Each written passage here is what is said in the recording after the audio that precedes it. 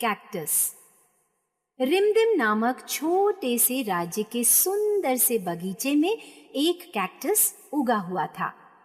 उसके दाईं ओर सुंदर सुंदर गुलाब थे तो बाईं ओर प्यारे प्यारे गुलदाउदी।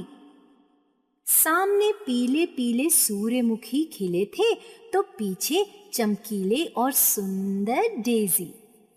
चारों ओर खूबसूरत फूलों से घिरा हुआ कैक्टस देखने में बहुत बुरा लगता था।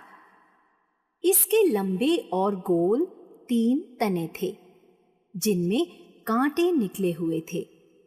तने गंदे हरे रंग के थे। सुंदर फूलों से घिरा होने के कारण वह और भी बुरा बदसूरत लगता था। वह उन सुंदर फूलों से दोस्ती करना चाहता था, लेकिन वे सब उसे अपना दुश्मन समझते थे। गुलाब, डेजी, सूर्यमुखी और गुलदाउदी कोई भी उससे बात करना तो दूर, उसे देखना भी पसंद नहीं करते थे। गुलाब ने कहा, पता नहीं माली इसे उखाड़कर फेंक क्यों नहीं देता। हमारे बीच में उगा यह कैक्टस बहुत भद्दा लगता है। जैसे चिड़ियों को डराने के लिए खेतों में पुतले खड़े किए जाते हैं, हमारे बीच खड़ा हुआ यह कैक्टस वैसा ही लगता है। इसकी बदसूरती ही हमारी खूबसूरती को बढ़ाती है, सूर्यमुखी ने कहा। इस पर गुलाब बोला, हम ऐसे ही सुंदर हैं। हमारी सुंदरता इसके ना होने से भी कम नहीं होगी। बेचारा कैक्टस उनकी बातों को सुनता और आंसू बहाता रहता। एक बार रिमदिम में भयानक सूखा पड़ा। नदी, तालाब, कुएं सभी सूख चुके थे। बेचारा माली मीलों पानी की तलाश में भटकता रहता और बड़ी मुश्किल से उसे 1 या 2 बाल्टी पानी मिलता जो वह फूलों को दे देता।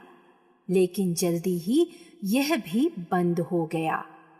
फूलों को भगवान की दया पर छोड़कर माली भी भरे दिल से दूसरे शहर चला गया। कैक्टस के तनों में बहुत सारा पानी जमा था। जब उसने देखा कि फूल बिना पानी के मुरझा रहे हैं तो उसका कोमल दिल पिघल गया। उसने फूलों से कहा, आओ और मेरे तने से पानी पी लो। सभी एक दूसरे की ओर देखने लगे। आखिर वे उससे मदद कैसे ले सकते थे जिसे उन्होंने हमेशा दुश्मन समझा।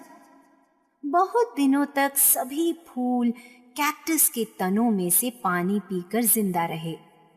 फिर एक दिन अचानक आकाश में बादल घिर आए और वर्षा होने लगी। जो लोग रिमदिम छोड़कर चले गए थे वे सभी वापस आ गए। माली भी वापस आ गया।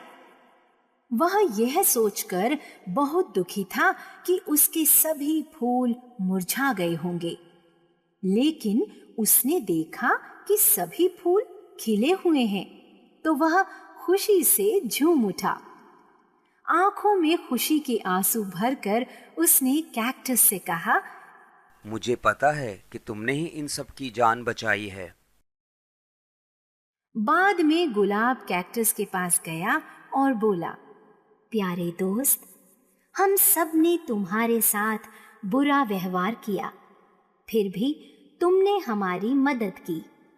तभी सूर्यमुखी ने कहा, गुलाब बिल्कुल ठीक कह रहा है। यह ठीक है कि हम सब दिखने में सुंदर हैं, लेकिन कैक्टस तुम्हारा दिल सबसे सुंदर है।